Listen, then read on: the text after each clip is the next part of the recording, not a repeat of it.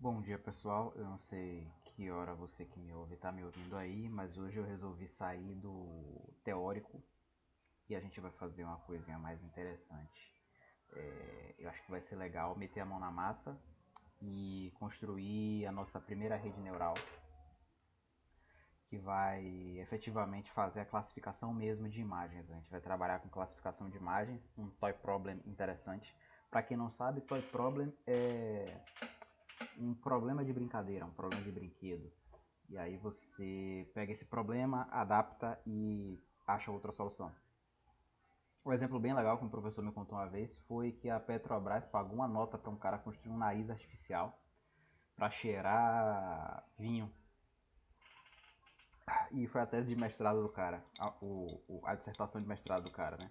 Foi um nariz artificial que reconhecia vinhos caríssimos, de excelente safra. O tipo da uva, a gradação alcoólica, esse tipo de coisa. Só que isso foi um toy problem, na verdade, né? A Petrobras trabalha com extração de petróleo em grandes profundidades e ter um nariz capaz de cheirar vinho e reconhecer o tipo da uva, a quantidade de álcool, etc., era um toy problem para resolver, na verdade, o problema de identificar gases nocivos abaixo do nível do mar, né? Ou lá em grandes profundidades onde se acha petróleo, para aumentar a segurança das pessoas, dos mergulhadores que têm que mergulhar para fazer as instalações para remover petróleo. Então tem muita gente que não entende nada de ciência, não entende nada da importância de ter um toy problem para resolver, né? Você não vai poder dar pro cara gases nocivos para poder lhe mostrar dentro da universidade trabalhar com gás nocivo, sei lá, solta aí, cabum, tchau. E, enfim, gás venenoso, né? E hoje a gente vai resolver um problema muito interessante, que é um problema de classificação de imagens. Acho que vocês vão gostar pra caramba. Vamos começar importando o TensorFlow e importando o Keras. Import TensorFlow, ASTF. Eu acredito muito em uma aprendizagem partindo da prática para a teoria e depois vice-versa. Eu acho que faz todo sentido a gente meter a mão na massa sempre, né? From TensorFlow, import Keras, import NumPy as NP, import matplotlib. Para quem não conhece, matplotlib é uma ferramenta, uma biblioteca Python para fazer plotagem de gráfico. Muito boa, inclusive. Todo mundo usa. E hoje nós vamos classificar imagens de... imagens são 28 por 28 e são imagens de itens de moda, né? São botas, calçados, calças, sapatos, blusas, esse tipo de coisa. O próprio Keras ele traz esse dataset. O nome dele é esse aqui, Fashion MNIST. Ele está no tf.datasets.fashionMNIST.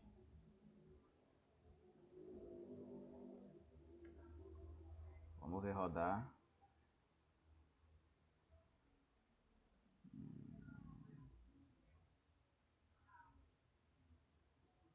Ah, é porque ele não é uma função, né? Vamos lá. Dataset.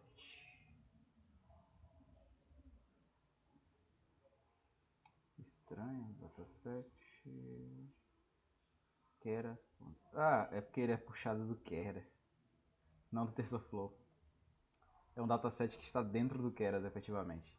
Nosso trabalho vai ser construir uma rede neural que consiga fazer essa identificação. A gente vai ter 10 classes de tipos de roupa diferentes. São 60 mil exemplos. As imagens são pequenininhas. Eu vou mostrar para vocês alguns exemplos. São imagens 28 por 28 em escala de cinza, porque a gente não pode trabalhar com imagens muito, muito grandes assim. São redes neurais um pouco pesadas, talvez seu computador não aguente. Mas todo mundo que está fazendo um algoritmo novo, ou que está aprendendo, começa dos exemplos clássicos. E esse acho que é o exemplo mais clássico que tem. Inclusive benchmark de novas tecnologias mesmo, se usam esses datasets já conhecidos, porque é coisa que o cara na Universidade da China ou no MIT, todo mundo conhece. Então, se você quiser testar seu algoritmo, você vai usar um dataset que todo mundo já conhece mesmo.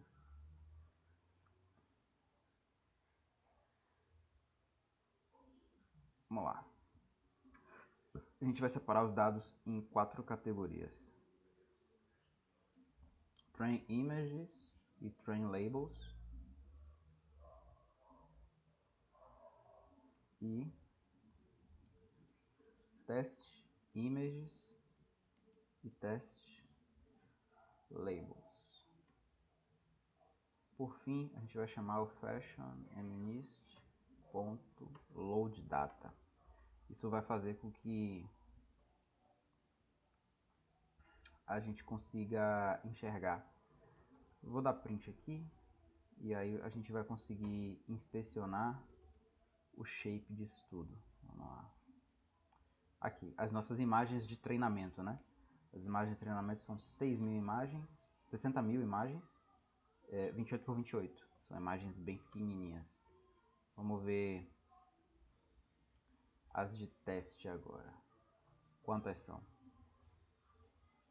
São 10.000 imagens de teste, cada uma 28 por 28. Primeira coisa que a gente vai fazer é dar uma olhada na imagem em si, né? Vamos pré-processar aqui. Eu peguei um código que eu guardo sempre comigo, que é para dentro do PyPlot, dentro do Matplotlib, a gente conseguir visualizar uma dessas imagens aqui. Vamos lá. Deixa eu apagar isso aqui para a gente ter mais espaço. Prontinho. Olha a nossa imagem aqui, ó. É o nosso ankle boot. Nosso boot é a imagem 0. Vamos ver outra aqui, imagem 3.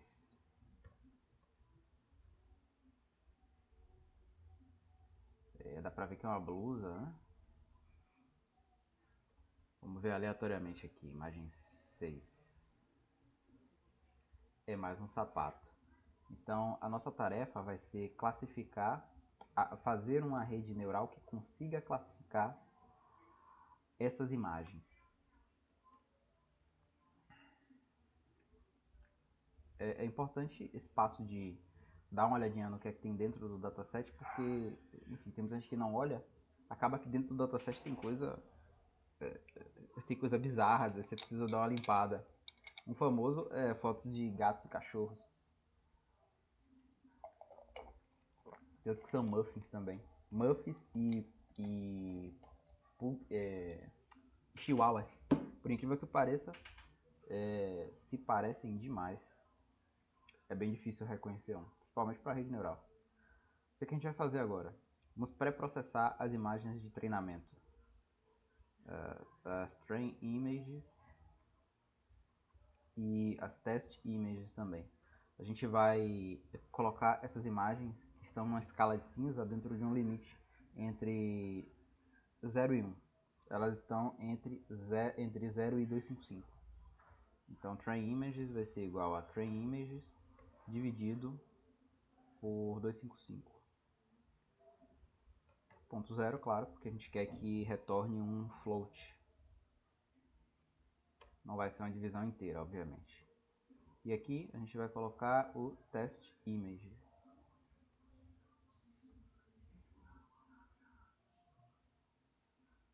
Prontinho. Deixa eu dar clear aqui.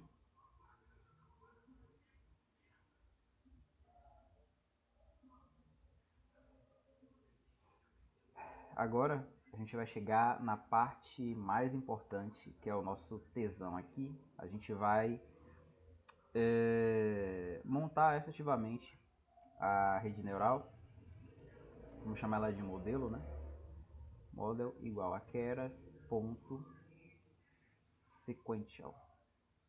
A gente vai fazer um modelo sequencial. Esse modelo sequencial, ele vai receber os nossos parâmetros de entrada. Então a gente vai ter um input, o shape desse input é uma tupla que vai indicar qual é o tamanho efetivamente, né? A gente já viu que é 28 por 28.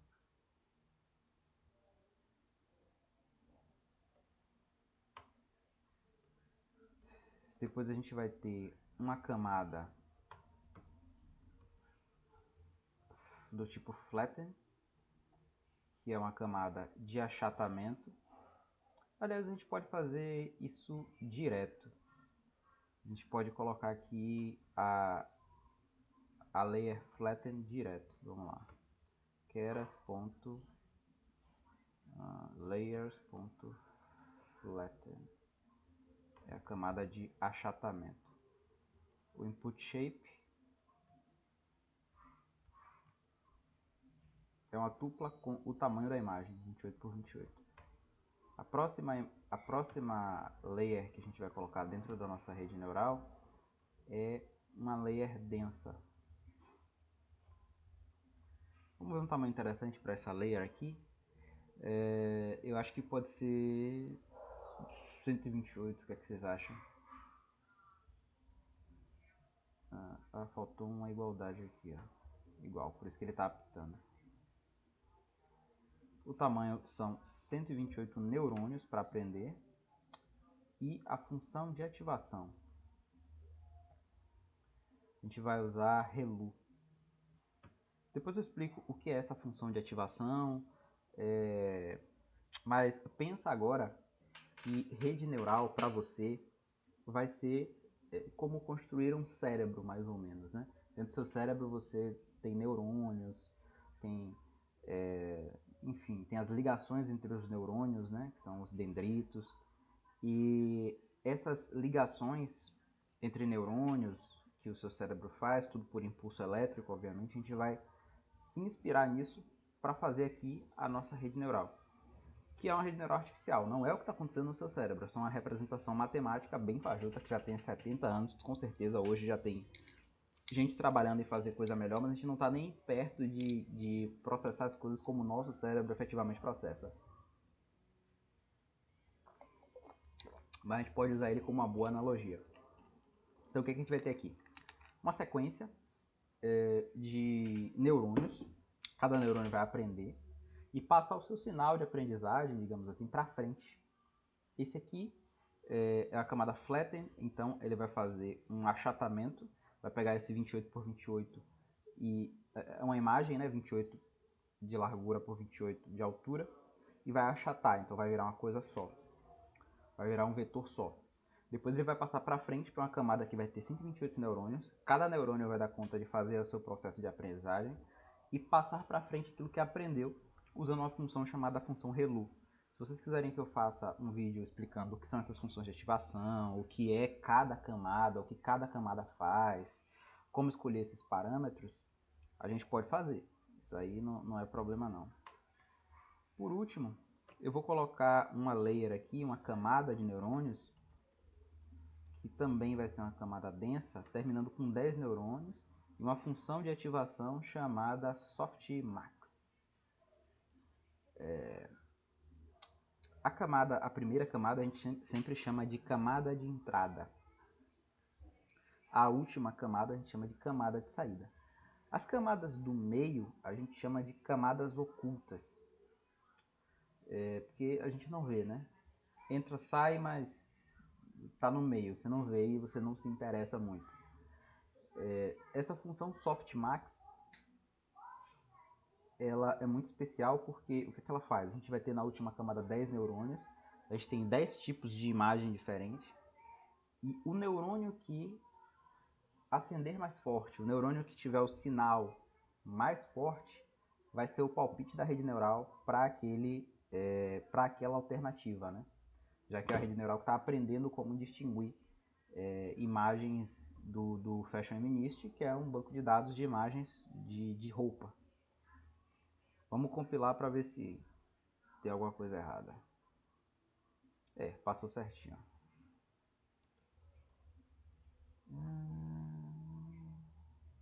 Não, ele está falando só que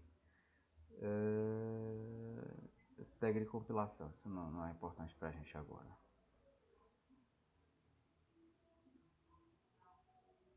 As redes neurais, a partir daqui a gente definiu a arquitetura da nossa rede, né? A gente vai ter uma camada de entrada, uma camada no meio com 128 neurônios para fazer grande aprendizagem, uma camada final com 10 neurônios para poder verificar qual dos neurônios vai acender com mais força, vai ter mais eletricidade para dizer o palpite da rede inteira. E a partir daí a gente vai precisar de mais duas coisas, mais dois elementos. Uma função de custo ou de perda e um otimizador. A função de custo vai dizer como é que a gente quantifica quando a rede neural deixou de...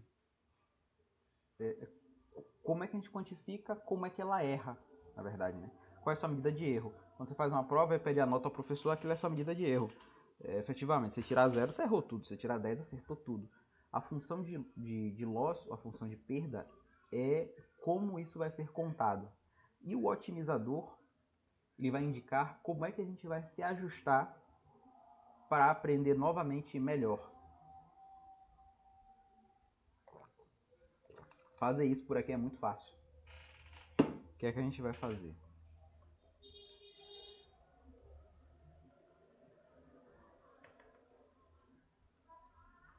Vamos lá. Vamos pegar o nosso model e vamos escrever compile. Aqui dentro, a gente vai precisar escrever a função de custo, o otimizador e as métricas. Optimizer. A gente vai usar um otimizador chamado ADAM, Adaptative. Se eu não me engano, Adaptative Moment. Ele vai servir bem pra gente. Mais uma vez, se você não está confortável, sabendo o que é o otimizador, etc., eu posso fazer um vídeo também. Enfim, vocês podem falar comigo, pode comentar, você pode mandar mensagem pelo YouTube. E a gente faz indicando cada otimizador, ou qual o melhor, como você escolhe o otimizador que você vai usar. A gente vai precisar de uma função de custo também. Para contar o nosso custo, a gente vai usar uma função chamada Sparse Categorical Cross Entropy. Sparse Categorical Cross Entropy. Categorical porque o nosso tipo de classificação é categórico, né? A gente não está tentando prever um valor como o valor de uma ação, por exemplo. Inclusive, eu acho que os próximos experimentos eu posso fazer com o valor de commodities, valor de ação. Prever esses valores assim com um grau de certeza bem legal. Dá para fazer isso com redes neurais, é bem interessante. Tem gente que ganha dinheiro com isso, inclusive, fazendo robô para trade, essas coisas. Eu gosto pra caramba. E dá para prever com um grau de precisão bem legal, mesmo com técnicas muito simples de entender. Essa técnica de Sparse Categorical Cross Entropy é de entropia cruzada. A entropia é um termo que vem da termodinâmica e ele contabiliza como você está caminhando para a destruição, a morte, né? Tudo está caminhando para a entropia. Então a gente vai usar como medida de perda a entropia entre o que seria o resultado ideal e o que foi o resultado que foi passado, né? Durante a nossa fase de treinamento.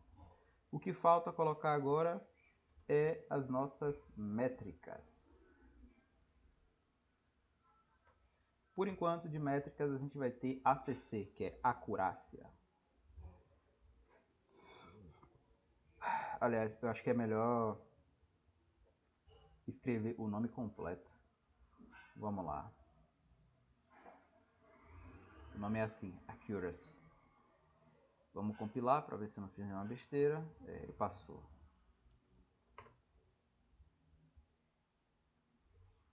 Pronto. A partir daqui, compilamos o nosso modelo. E a melhor coisa que a gente pode fazer com ele é treinar. E para isso a gente usa Model Fit.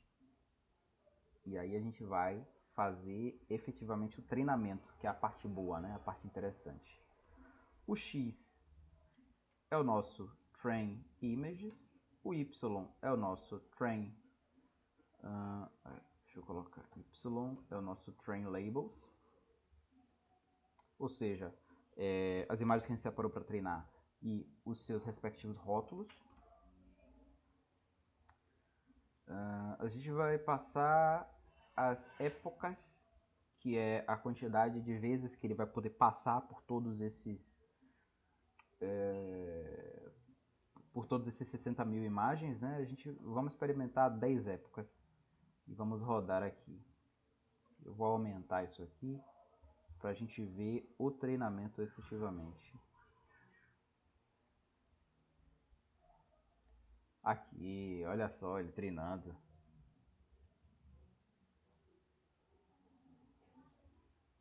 Aqui a gente tem a nossa medida de perda, que é a Categorical Cross Entropy, e a acurácia. Você pode interpretar isso aqui como um percentual mesmo do quanto ele acertou.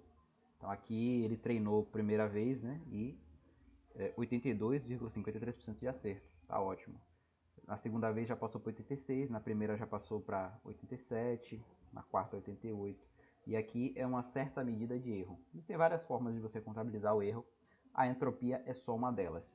Cada tipo de tarefa de classificação diferente vai ter um tipo diferente de erro, de taxa de erro, que vai se ajustar melhor à sua rede, ou que sua rede vai acabar aprendendo melhor.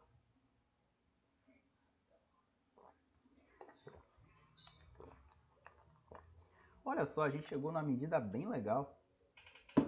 91% de acerto. Será que se a gente... tá aqui embaixo, né? Não sei se vocês estão conseguindo enxergar daí. Deixa eu subir aqui. Aqui, ó. 91,08% de acerto. Será que se a gente treinasse por mais épocas, ele conseguiria aprender melhor?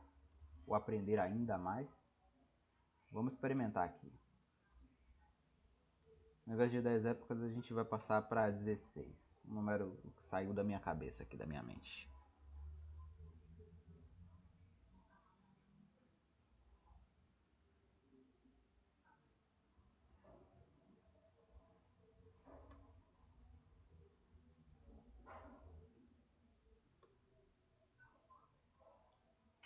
Olha lá, terceiro lote. Ou terceiro lote o quê? Terceira época. 87. O objetivo é passar 91.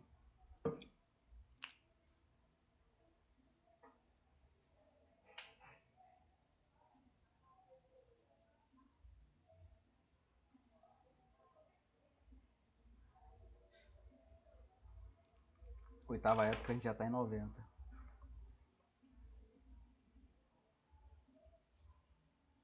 Deixa eu reduzir o tamanho do meu cabeção aqui, para vocês verem melhor.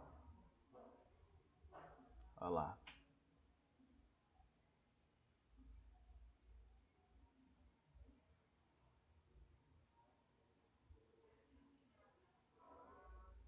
Ah, chegamos em 91, a 11ª época.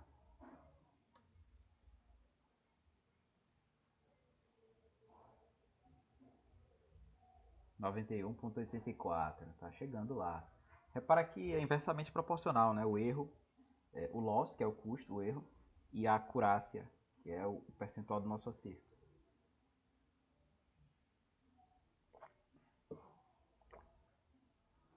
A gente bateu no teto, 92,64. Outra possibilidade legal que a gente pode tentar trabalhar é aumentar o número de neurônios, né? Ou adicionar uma nova camada de neurônios.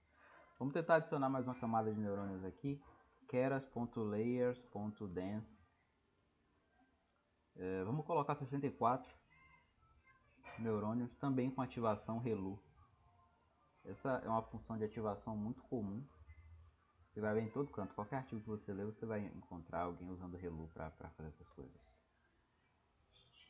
É bem genérica, é uma função bem quebra-galho. Olha lá, já chegou em 82 na primeira época. 86 na segunda. Décima época a gente já chega em 90, 91. O aprendizado ele vai ficando cada vez mais lento porque é muito difícil você fazer um ajuste muito fino. Então você repara que entre a primeira e a segunda época ele aprende muito rápido. 4% já de ganho. Aí quando as épocas vão passando, o ajuste passa a ser muito fino. Ou seja, você passa a ter que aprender cada vez mais detalhes. E aí esses detalhes são custosos, né? São mais difíceis de se aprender mesmo. Olha lá, quando a gente chegou na oitava época, na sétima época a gente já chegou em 90%. Só porque a gente adicionou uma camada com mais neurônios. Vamos ver. Décima época, 91.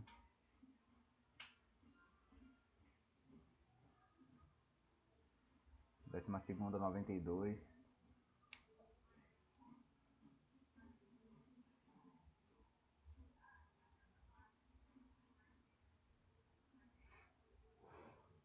Não sei vocês, mas eu acho legal pra caramba fazer esse tipo de treinamento. É mais ou menos a vibe das competições do Kegel.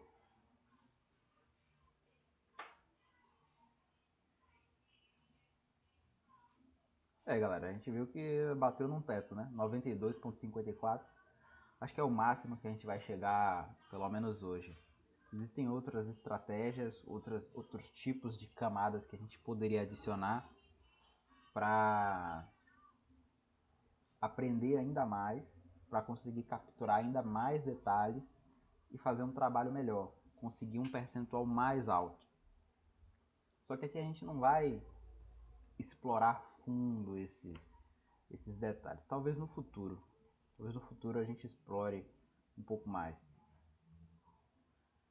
Depois de treinado o modelo, a gente pode fazer uma avaliação da acurácia dele sobre os nossos dados de teste. Né? Para isso a gente usa Model Evaluate. Model.evaluate. E aqui a gente vai passar as nossas imagens de teste e os nossos labels de teste, né? Nossos rótulos. Eu vou passar esse parâmetro chamado verbose. Verbose ele vai indicar o quanto ele vai falar sobre a avaliação. Verbose 2, ele fala bastante sobre o que ele avaliou. E aí ele vai passar para a gente um loss e uma acurácia, a gente vai chamar de ACC. A gente vai printar esses dois aqui embaixo. Vamos lá.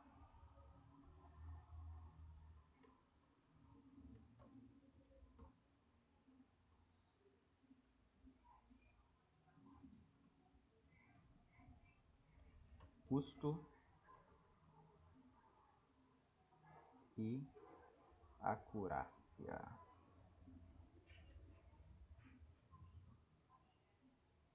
ACC. Pronto, vamos lá. Acho que dá para rodar só essa linha aqui. Ele já mostrou. Acurácia 88,76 e loss 03581. Esse loss aqui ele não é percentual, a acurácia mas o custo não. Ou seja, dentro das nossas imagens de teste, o que a gente conseguiu? 88,76. E nossas imagens de treinamento, a gente conseguiu 76, 91 mais ou menos, quase 92 ali batendo certo. Por quê? As imagens que a gente separou para fazer teste, a rede neural não treinou com elas. Como a rede não treinou com elas, a rede não conhece. Então ele conhece mais sobre os dados que ele estudou do que os dados que a gente separou para submeter à avaliação mesmo. Vamos tentar agora fazer algumas predições e ver mais ou menos como é a cara dessas predições. Para isso, a gente vai chamar aqui Model Predictions.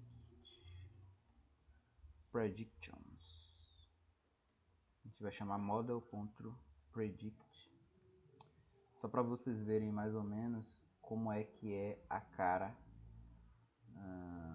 de uma predição, certo? Ele vai prever todas as imagens de teste e a gente vai visualizar o que é que ele fez, né? Quando passou por todo aquele percurso da rede neural mesmo. A gente vai printar a primeira predição, predictions, no índice 0, e a gente vai printar também o que era efetivamente essa predição, né? Vamos lá, print test labels no índice 0. A que categoria se referia? Vamos lá.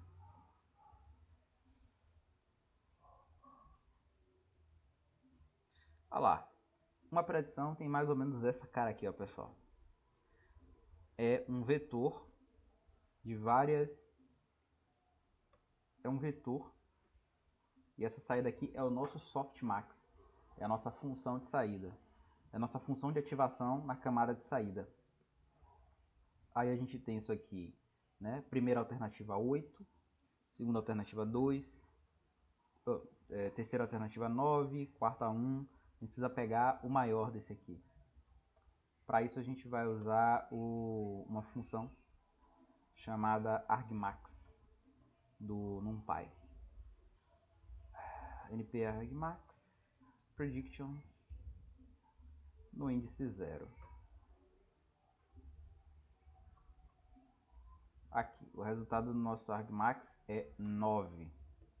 Ou seja, label 9 é o que ele acha que é, o que ele acredita que é, o que a nossa rede acredita que é. Ela pode estar errada porque tem um percentual de erro grande ainda, né? 19%, ele erra em 19% dos casos ainda. A gente vai usar esse mesmo código aqui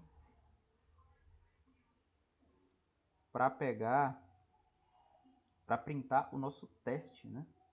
Vamos lá, teste. Aliás, isso não precisa não, é só printar o teste diretão mesmo. É isso aqui, ó. Vamos ver o que efetivamente era. Se sair 9, a gente está certo. Ah lá, 9. Saiu 9. O 9, pessoal, é o... Vamos ver as categorias. Eu vou colar aqui a lista de categorias que a gente tem pro...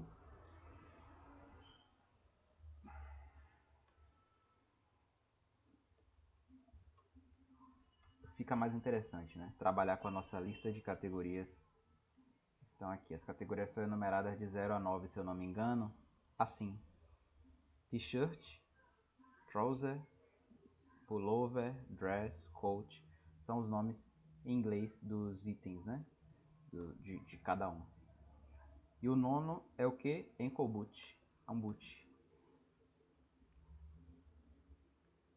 Como é que a gente faz para descobrir aqui? Vamos lá. A gente vai precisar do class. O class names tem que estar lá em cima. Espera aí. Aqui. Class names no índice predito. No maior índice predito. E aqui é NP. E class names do label. Class names no índice do teste label índice 0. Ou seja, qual foi o nome que ele previu? Qual foi o nome que ele previu? A gente tem aqui nessa linha. E qual é o rótulo real do que ele previu? Vamos ver.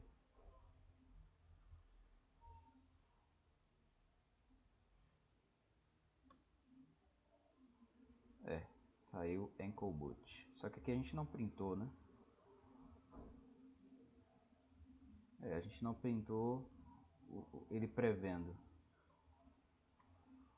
Vamos printar isso aqui. Ele previu ankle boot, que é uma bota.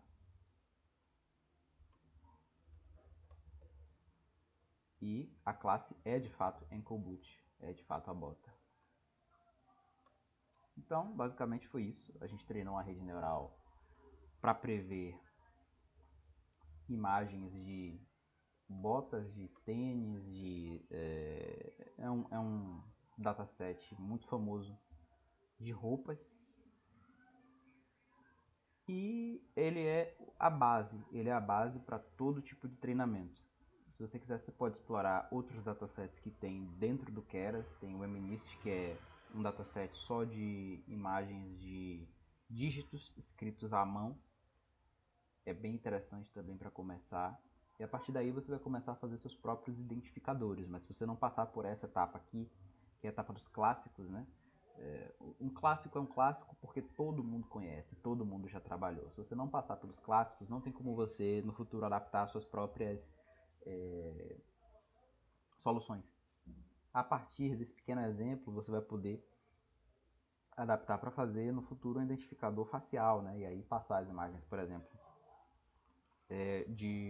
das câmeras do seu condomínio, do seu apartamento, do seu celular, fazer um identificador facial para você,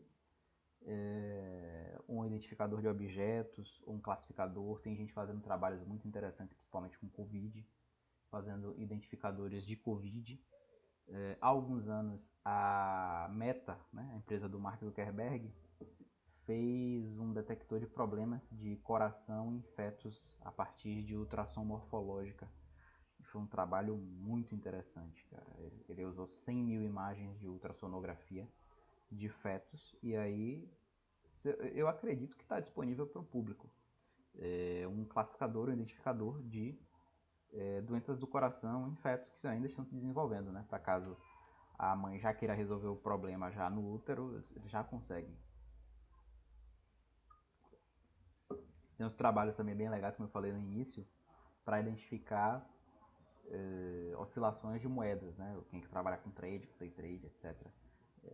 Usa os princípios são os mesmos. A rede pode ser inclusive a mesma e você pode usar ela para fazer um trabalho de detecção, de identificação, em mudando apenas a fonte de dados, né? Aqui a gente está trabalhando com esses dados que são imagens de roupa, imagens de roupas, botas, calças, etc. Você pode mudar simplesmente a origem dos dados para os dados que você queira, que pode ser dado da bolsa de valores, e aí resolver se é ou não a melhor hora para você comprar ação, ou fazer investimento, ou até fazer o day trade mesmo. Tem muita gente fazendo trabalho interessante pra caramba nessa área. Se vocês quiserem, é só comentar. Mas basicamente é isso e ficamos por aqui. Até a próxima.